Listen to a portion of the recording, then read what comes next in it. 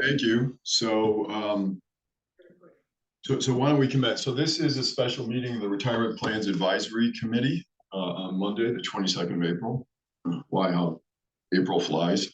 And so why don't we just start with a quick roll call, which I can do. So Colin Dobbin. Present. Here. Chris Labrise. Present. James Yao. Here. And Tom Schulte. So all present and accounted for. So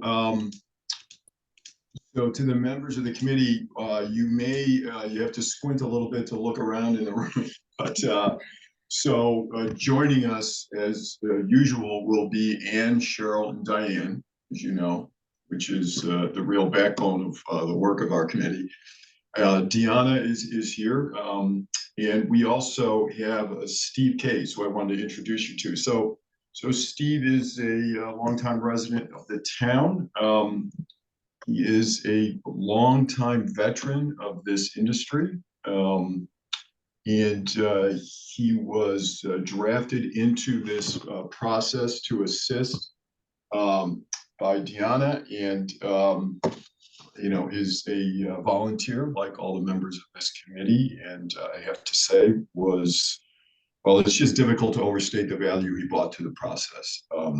Really knowledgeable, capable, always transparent, and perhaps most importantly, he was extremely patient with those of us who have less familiarity with the workings of this industry, and really was very generous with his institutional knowledge and helped guide us. So we will bring Steve in to talk a little bit about how we got to where we got to, and the way he saw the process unfolding, and the results that he yielded. So a little bit on context, I think, makes some sense, just so that we all kind of know what it is that we're looking to do here. So with some input from outside counsel in the town, there was a review of the plans, trust documents, and the charter of the town and whatnot, and where they have come out on this,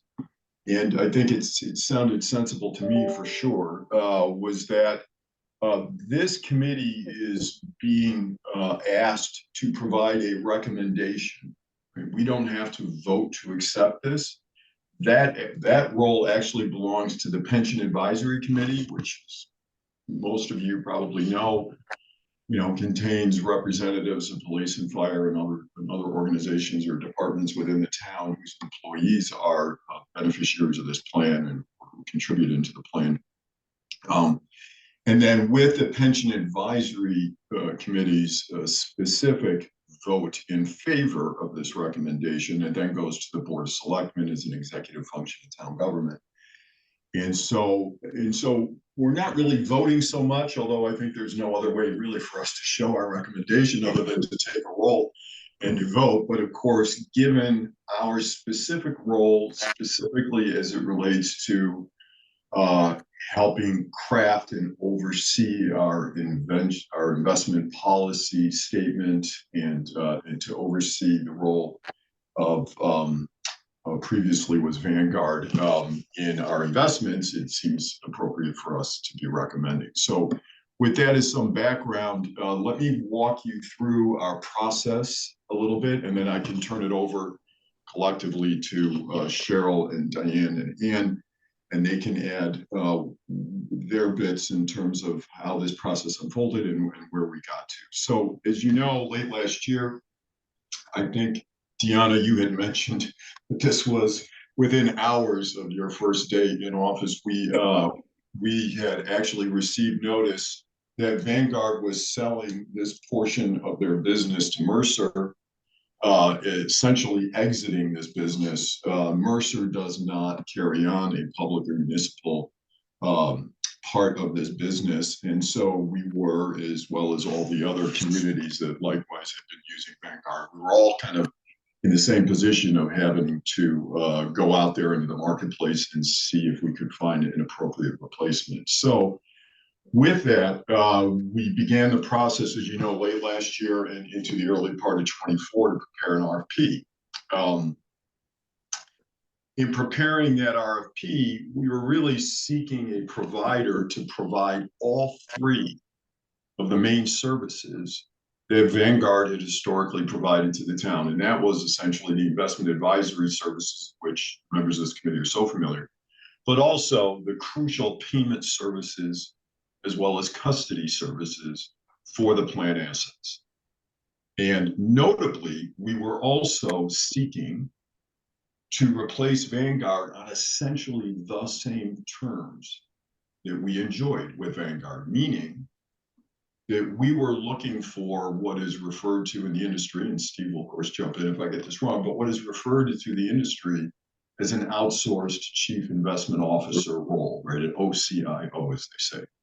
And that is there's a particular section of ERISA that will just cause you to run for your bottle of Advil, but it's essentially what it means is that our advisor, right, this outside advisor, will share fiduciary responsibilities with us. They're not just saying, oh, I think we ought to be more heavily weighted towards tech, or we ought to be all, and then we all sit there, right? In other words, they come to us, they help us craft investment policy statements. They make recommendations based on what they see is going on in the marketplace, but with the guidance of the RPAC, as well as the parameters of the investment policy statement, we put this ship on a course, and that's where it's going. And we review where the ship is, how are the seas, what's going on. But that's really what we were looking for. So we were looking for a so-called 338 OCIO, and that is what all of the bidders were largely responding to. We used outside counsel to help prepare the RFP, and helpfully, RFPs from a lot of neighboring communities are public, right? And so many of the communities that were likewise out there in this marketplace looking for a replacement, we were able to kind of look at their RFPs. And so our outside pension counsel, and then looking at what some of the other communities did, we prepared an RFP, we sent it out there, and that yielded 12 different responses from a variety of providers in this field. And reviewed, there were a number of different features or factors that were assessed, everything from, can you as a bidder actually provide all the three services that we were seeking, or if not, how would you propose to provide the services that you cannot in-house provide? There was also a variety of information that we sought regarding who were their municipal clients, what sort of references did they have, how quickly could they get on board? In other words, coordinating with Vanguard, transferring the money, getting up and running with the RPAC, all that kind of stuff. Did they sort of infuse us with some confidence that they could meet those relevant deadlines? And then, of course, we looked at fees, we looked at the personnel and the bios and where they located, et cetera, and whatnot. So in looking at all of those, essentially the individuals in the room and myself, together with Sean, representative of the Board of Education, we all went around, we looked at this with Steve's help. We were able to translate some of the stuff that we're not all that familiar with. And we were able to boil it down to 4 finalists. And those 4 finalists, it's written down, was Northern Trust, State Street, Russell, and USI. And so then we invited each of those 4 finalists to come on in and have essentially an interview, a 90-minute, talk to us about what you would propose. And helpfully, with Steve's input, we were able to kind of give them a sense of what we were looking for. Questions or issues we want to make certain were addressed. Could you walk us through a case study of where you were able to impact, how a community was dealing with a particular issue and how your involvement actually improved or addressed the issue, et cetera, and so forth. And so I don't know about the rest of the folks in that room, but I found these really illuminating, very, very helpful. and particularly the case study. So we considered all four on the basis of, again, these three services. My own opinion is there were really no bad choices here. So really the game, if you will, came down to whether or not on the margin there was a better decision than the others for the town, which sort of revealed at some point then, well, what of all these issues seem to be more important to us? Because honestly, I would have thought at the end of all these presentations that we would have been in good hands and we could have been perfectly fine and no less happy with any one of these four finalists than honestly we were with Vanguard. But on balance, for a variety of reasons, we came out with Russell. I will say on the investment advisory side, all of them were really quite strong. It was a little illuminating to me, frankly, since I've been on the RPAC longer than all of you, and that's not saying a whole lot because I haven't been on the committee all that long. But I have to say, their approach to investment policy statement, their approach to active versus passive management of investments, on reallocating asset classes and all that. And I feel like it will be a really good discussion and exercise where we can kind of challenge what we are thinking about and actually talk about what other towns are doing and understand what those things mean and whether or not we're built for certain types of investment considerations that perhaps other towns are. It's not always apples to apples, as you know. So I came away with a great deal of confidence, and then particularly with the input of the rest of the folks in the room there, it really became pretty apparent to us that some of these four were perhaps not quite as strong as the others, perhaps didn't have quite as much experience in the industry, or perhaps more telling, didn't appear to have as many clients like us.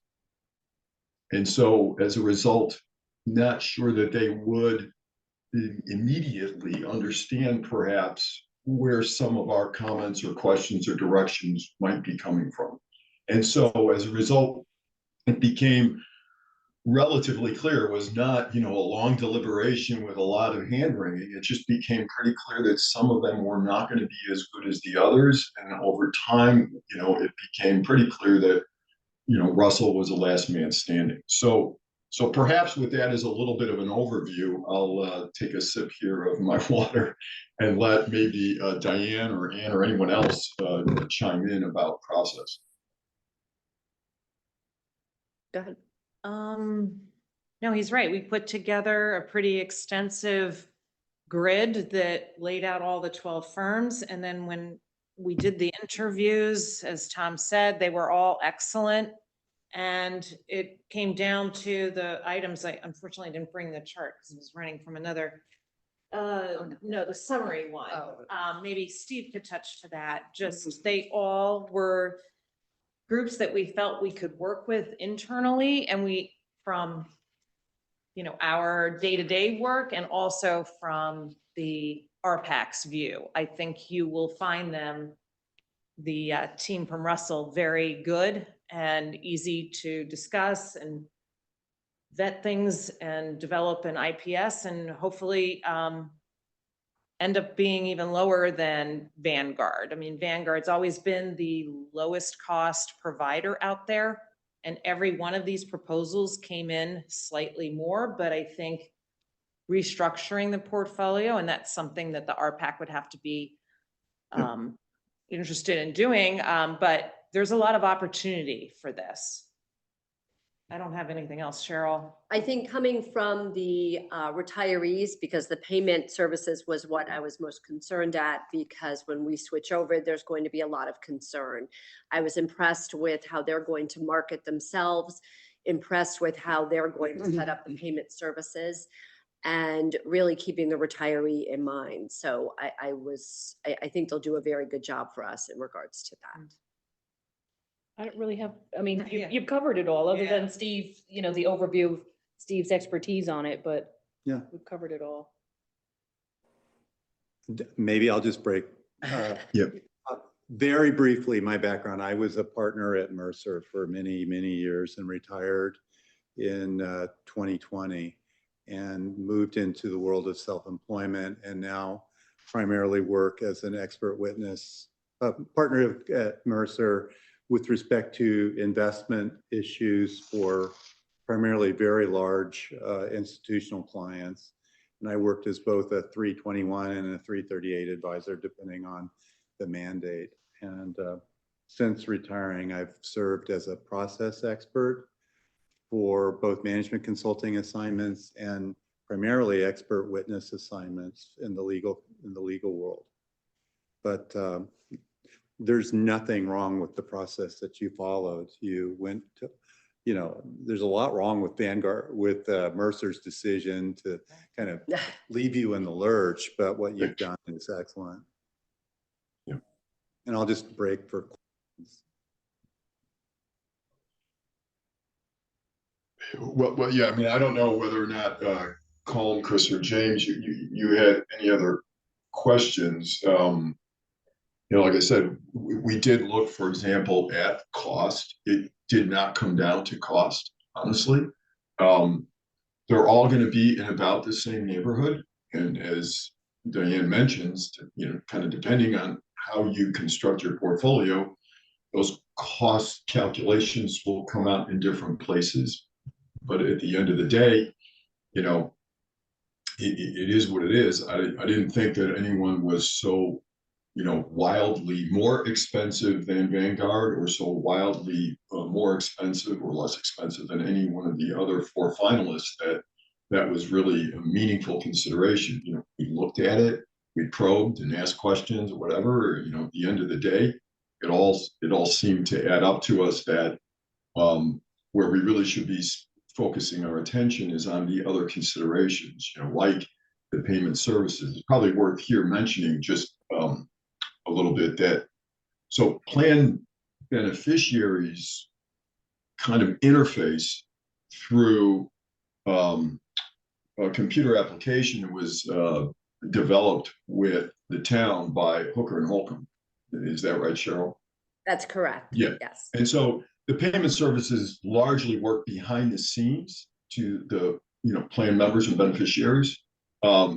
It's, you know, a pivotal, right? It's hard to overstate how important it is from Cheryl's perspective, the town's perspective, but for the beneficiaries, they're going to continue to you know, kind of interface through their accounts and whatnot, and, you know, be able to access all of the information that the modern age has for people in plans such as this, all through a computer interface, an application that was developed with Hooker and Holcomb. What's more is Hooker will continue as our plan actuary and help us, you know, consider all of the appropriate factors and other considerations in terms of what's the appropriate discount rate, what are the other factors impacting our calculation of ADAC, other changes in mortality, et cetera, and so forth. And, you know, I, for one, have been very happy not only with their, you know, kind of level of expertise and knowledge, but also with their care in walking us through each of those things, you know, at the appropriate time. So Ellen and Rob and her and their team over at Hooker will continue to serve the RPAC, you know, alongside, in this case, Russell. I don't know if you guys had any questions again about, you know, the process by which, you know, we came about where we are. So Tom, thanks very much. I really, you answered almost all the questions that I had in my mind, and thank you for the amount of time and effort you put into the process. It sounds very thorough, and also to Steve and others who were involved in it. And it really does sound like a very careful and methodical approach to choosing a replacement.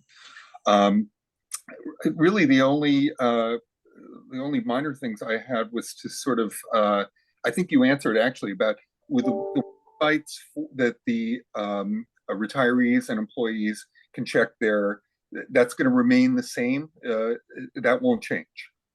Right. Well, I'll let Cheryl address that. But my Yeah. understanding is Okay, that's great. So- That would go a long way towards reducing the anxiety of the employees and retirees if they had to get used to a whole different website.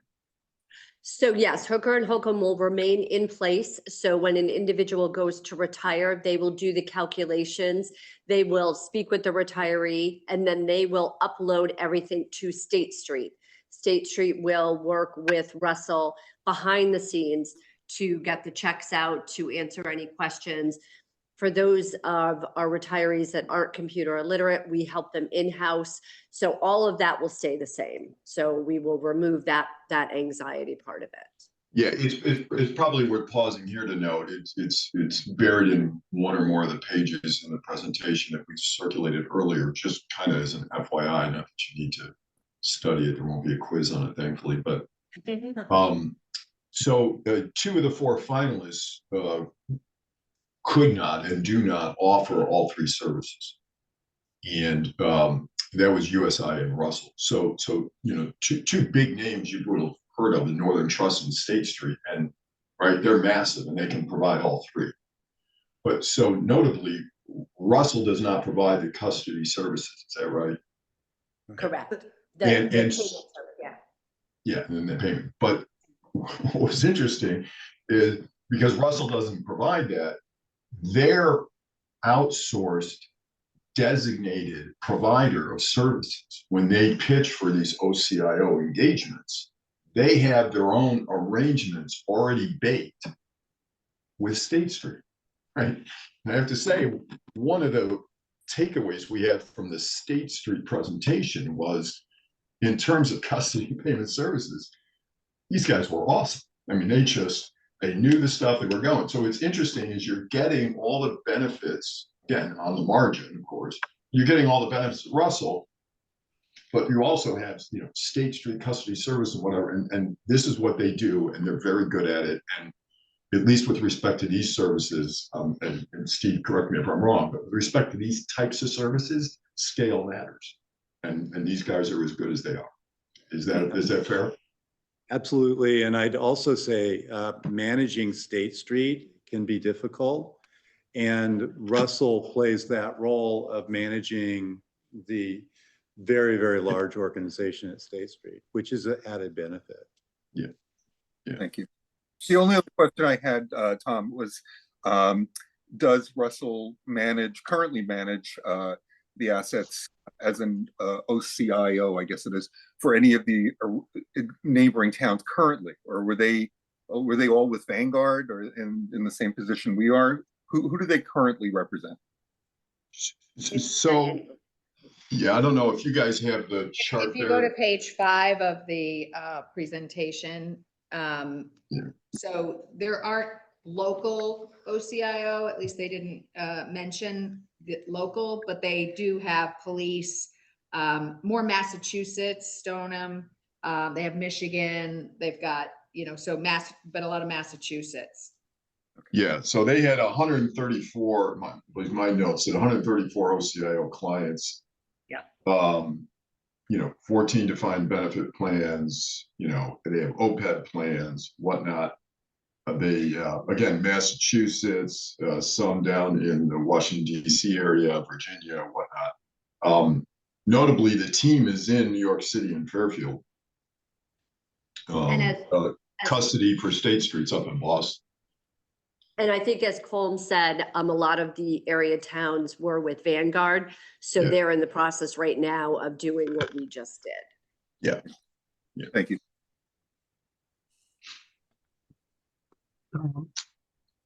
Chris? So my question is, where is the relationship team going to be headquartered? Where's this team? So our OCIO person is in Fairfield. Okay. The gentleman who was the Vanguard, Brian Binkley. Brian Binkley. Brian Binkley of today, that gentleman is in Fairfield, Connecticut. That's he- Nolan? Yeah. Yes, Yes. yes. Yeah. So he's sort of that's one of the main, for Cheryl's side of the house, I mean, besides, you know, State Street in Boston, the customer service contact, she is actually in Seattle. Correct. So, because Russell is headquartered in Seattle, so Yeah. that was a question we had, but because our sort of main contact day to day would be a Fairfield resident, we were, comfortable with that. Okay, so, I think, can somebody talk me through why, a full service, bank like Northern Trust or State Street, was not selected versus, a specialty house like Russell? Steve? Sure. Again, I'll just go back. It was very, very close. The State Street and Northern were actually kind of on the surface very similar, but in kind of presentation very different. Yeah, and Northern in particular, there was a New Canaan resident that would have been the trust and custody contact. Northern's, the knock on Northern, as I remember, is they only had 2 state and municipal OCIO clients. And State Street was very, very strong. I'm just going to say there's a feel, the comfort level with the team. I mean, they're in Boston, but the comfort level with the team day to day didn't come across as strongly as, frankly, either Northern or Russell. And there was obviously very strong comfort with the USI organization also, because they work with you day to day. It would be a different group of people. And I think Steve and I both, I mean, my husband used to work at State Street before retiring. He was a lift out from GE's pension into State Street, and sort of the knowledge I had, people thought, oh, you're going to be going for State Street. And I'm like, I don't know that I'm going for State Street, knowing sort of some of the history of how they work with clients and how big they are. And so I don't know. And this is a qualitative comment, but I tended to work with very large organizations, as that many of them did use State Street because they, technologically speaking and trust and custody wise, are extremely strong. And I think State Street is built for those mega organizations in a very positive way, whereas the feeling, and rightly or wrongly, is that Russell's client service would be much stronger, and ability to kind of intuitively understand the town and what makes it tick. And there was just a better feeling. I remember right, State Street was slightly more expensive. Yeah, the and custody, Russ- it was weird. They were, State And- Street custody services were actually more expensive than Russell using State Street for custody. Strange. And Yeah. same with Northern, their custody was more expensive, OCIO was less expensive. Right. But the fees didn't drive this. It was really a feel for the best package. And I also think their experience, Chris, with municipalities was something we looked at, because we're not a big fish. We're really a little fish in this sea when we're looking at these organizations. So we wanted to make sure that they had municipal experience and had it for a long time. So. And in that context, then Russell had the most municipal experience, notwithstanding the size of the other two banks. USI, I don't know who that is. Who is USI probably had the most, but I think when we met both teams and knowing New Canaan, we felt that Russell's team would work better with our RIPAC and our retirement advisory committee. And who is USI? Where are they based? I've never heard of them. USI is out of, The headquarters, I'm not sure, but USI acquired Hooker and Holcomb. right. So the actuarial piece is switching over. Their main headquarters is in Boston, but they do have a headquarters somewhere in Hartford. but I Yeah, don't- Glastonbury, that's where all the actuarial staff Right. is. Yeah.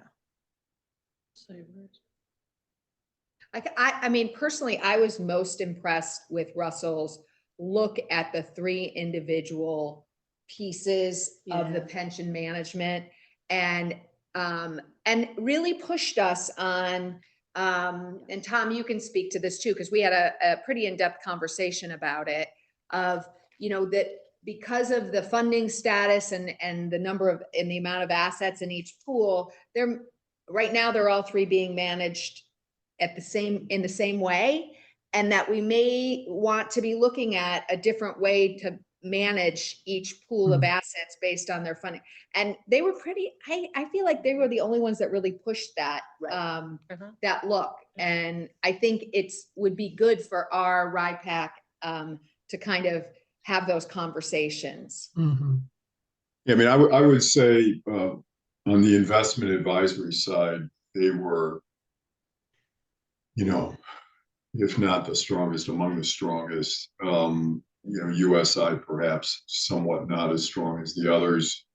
It was a little bit difficult to get a feel for State Street because, we do this all the time. And again, remember, for a lot of them, their experience, while relevant, no question, a lot of times, working for a university endowment is very different than working for, defined benefit plan for a small municipality. And so, the thinking is that, Russell really came with, a kind of an in-depth look at, and hey, did you think about, and whatever. And I do think, as Deanna says, at some point, these kinds of conversations, and Colin will remember this, we've already been having, pretty good conversations about, hey, should we be in other asset classes?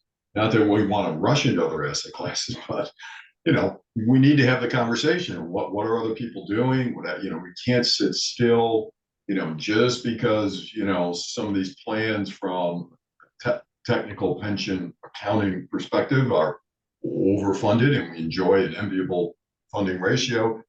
It doesn't mean that there aren't, we need to keep up. We need to be mindful, what's changing out there in the marketplace, et cetera, so forth. So from that perspective, I think what we found is they seemed, very experienced, very flexible, very respectful of where the RPAC and where the town would be, and how quickly we need to be able to move. And it's not like they're going to be pushing into things, but for sure they're going to be making us aware. And it seemed like it'd be a really good partner to have these discussions.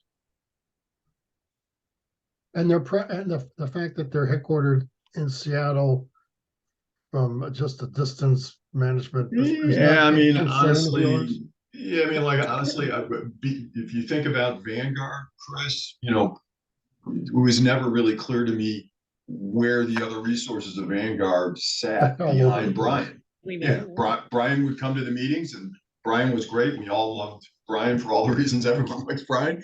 Mhm. And we were not happy with him, quite to the contrary. But honestly, he could have had, resources in Timbuktu. I really wouldn't have known. Right, And, right. in this day and age, I think they can get people on the screen, and they can really bring to bear, quite a bit of investment advisory horsepower, where and when we think we might need it. On that point, I'll just add that I've been to it many times. Russell has a very significant office in New York. And your relationship manager, even though he works out of that office, I believe he works from home in Fairfield.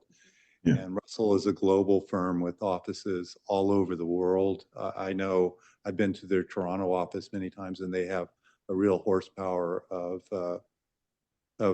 talent in Toronto also. So these are global firms, and even though their headquarters is Seattle, it really should be seen as kind of location agnostic of where the headquarters is. Okay, thank you. Yeah. I just had a quick question regarding the I guess the current proposal. So do we pay the three different services separately, or all through Russell? Russell will manage the relationship with State Street and everything. We get one bill from Russell and they divvy it out, or we're going to pay, in this case, separate bills? I think it's just gonna be straight through Russell. Everything will be through Russell. Okay. Yeah, yeah. They'll it's- deduct automatically from Yeah. the pension account, then they'll Yeah. OPEB. Okay. Yeah, I think related to that, so on plan participants, so would they just go through, if they have any issues or anything, would their contact would be what, old Hooker and Holcomb, now USI, UFI? Is that kind of the way it's gonna work? Nothing's gonna change for them at all if there's any issues, or? Correct. So their contact will still be Hooker and Holcomb, USI, and HR. So those contacts will still remain the same for those retirees.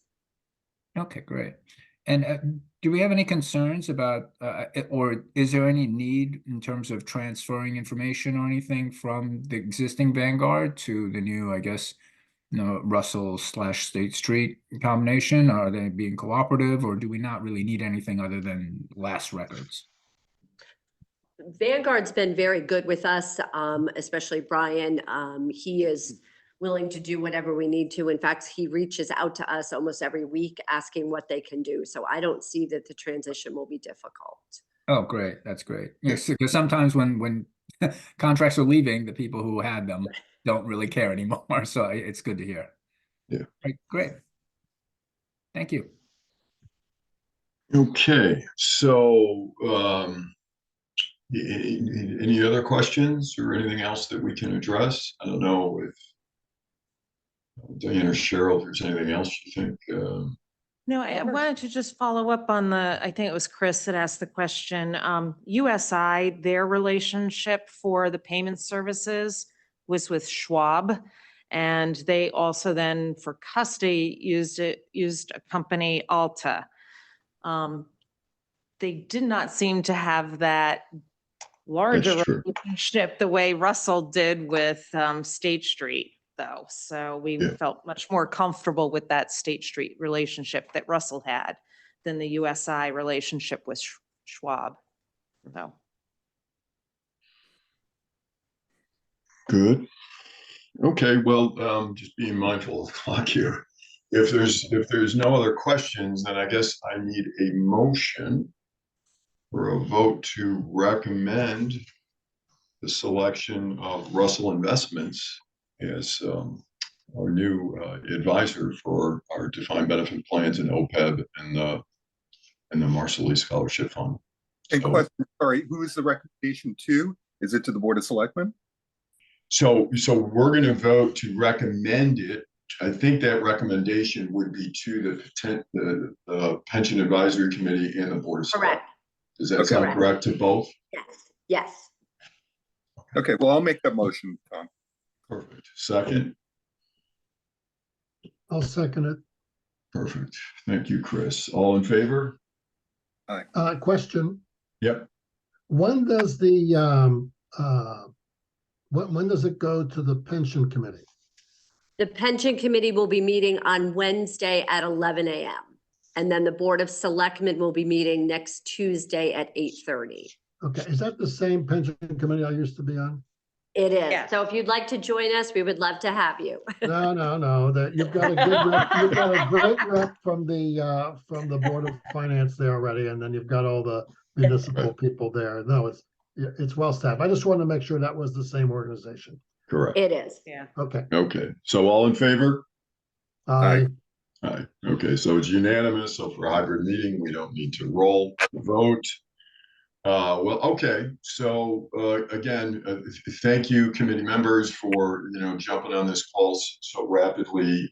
Again, you can't overstate the gratitude of the RPAC and the town to Steve for his guidance throughout this process. I'm a Really taxpayer. helped us. I'm telling you, Still. really appreciate all that you did. And again, as I said before, the patience with which you explained things, perhaps over and over again, to some of us that were a little thick on one or more of the issues. So again, many thanks for all of that.